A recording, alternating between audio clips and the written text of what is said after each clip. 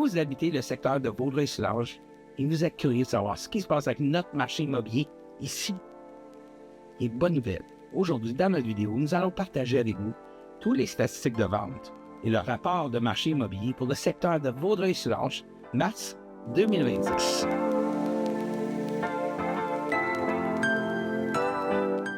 Avant de vous partager l'information, j'aimerais vous remercier de prendre le temps de regarder cette vidéo et je vous invite à vous abonner à notre chaîne, de nous laisser un petit commentaire ou de nous rejoindre pour toute question que vous avez par rapport au marché immobilier de Vaudreuil-Soulanges. Bon, voici les détails. Le mois passé, nous avions 697 maisons unifamiliales disponibles sur le marché. L'inventaire était presque au même montant, en fait, 1% de plus d'inventaire par rapport à la même période en 2025. Le mois passé, nous avions 137 unités qui ont été vendues. Les ventes sont en baisse de 4,2% comparé à 2025. Le prix médian se chiffre à 587 000 $ pour une propriété dans Vaudreuil-Soulanges. Le prix médian est en hausse de 0,3% comparé à février 2025. Et en moyenne, il a pris 39 jours pour vendre une propriété dans notre communauté. À pareille date l'an passé, nous étions à 57 jours. Au niveau des condos maintenant, nous avions 248 unités de disponibles sur le marché. L'inventaire est en baisse de 0,8%. Le nombre de ventes, 51 unités ont été vendues, une hausse de 8,5%. Le prix médian maintenant se chiffre à 380 500 $, une augmentation de 5,7%. Et en moyenne, il prend 59 jours pour vendre une copropriété dans notre communauté. À pareille date l'an passé, c'était 65 jours. Donc, qu'est-ce que cette information veut dire pour vous en tant que consommateur ou acheteur, ou vendeur ou investisseur immobilier? Eh bien, au niveau du terrain, on voit plusieurs acheteurs qui hésitent à faire des achats plus importants. Est-ce que c'est les guerres dans le monde? Est-ce que c'est l'incertitude au niveau de l'économie en ce moment, de la politique, etc.? Il y a peut-être plusieurs facteurs. Par contre, ceux qui sont prêts à acheter et qui sont dans le processus d'achat peuvent possiblement bénéficier de bonnes opportunités en ce moment. Je m'explique. Je ne veux pas vous faire des fausses croyances. Les propriétés plus abordables, les propriétés premier acheteur, moins chères un peu, je parle en bas de 700 000 $, même en bas de 800 000 $, qui auraient pensé que c'était pas cher. Mais bref, ces types de propriétés-là, on voit beaucoup de compétition. Beaucoup encore d'acheteurs qui sont prêts à acheter dans ces gammes de prix-là. Donc, de la compétition, je sais, on ne veut pas entendre ce mot-là, mais on voit encore des offres multiples en ce moment. Est-ce que c'est chaque propriété? Pas nécessairement.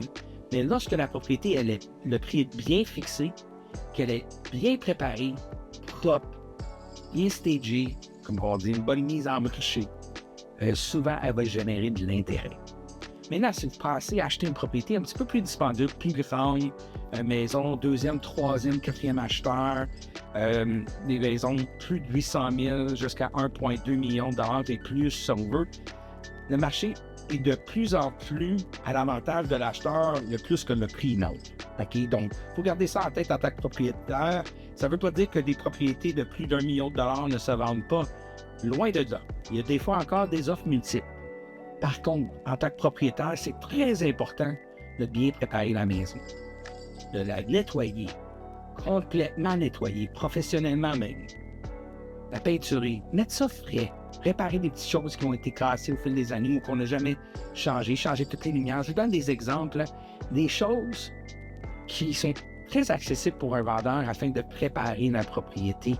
On veut qu'un acheteur rentre et se sente à l'aise chez vous, qu'il sente que c'est une maison qui est propre, bien entretenue.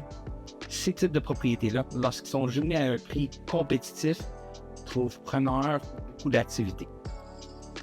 Évidemment, pour ceux qui pensent encore mettre la propriété, prendre des photos, il y a encore des courtiers, vous croyez-le ou non, qui prennent des photos avec leur téléphone sans un photographe professionnel.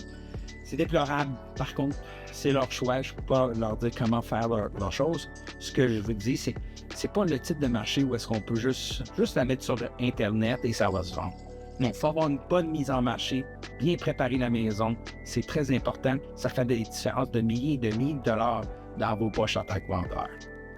Donc, voilà de l'information sur le marché. Vous allez peut-être avoir des questions par rapport à votre propriété spécifiquement. Comme toujours, ça nous fait plaisir de vous fournir l'information qui correspond plus à vos besoins. Donc, n'hésitez pas à nous contacter. Il y en a plusieurs de vous qui nous envoient des messages privés. Vous pouvez aussi nous faire un petit coucou dans les commentaires, ou même si vous êtes habilitant et vous appréciez le contenu, si vous pouvez prendre quelques instants et juste vous abonner à notre chaîne. Ça fait tellement de grosses différences au niveau des algorithmes, ou même juste nous envoyer un petit thumbs up, un like, comme on dit au Québécois. Ça m'aide beaucoup à partager l'information dans notre communauté. Cette une communauté a été tellement bonne pour moi, mon équipe et ma famille. Et j'aimerais bien pouvoir partager plus d'informations avec vous concernant notre marché immobilier. Donc sur ça, je vous souhaite un excellent mois de mars 2026. Et soyez là-dessus, on est de retour en avril pour vous partager tous les statistiques de vente qui vont se passer en ce moment en mars 2026. Bonne semaine à vous, bon mois à vous et à bientôt. Au revoir.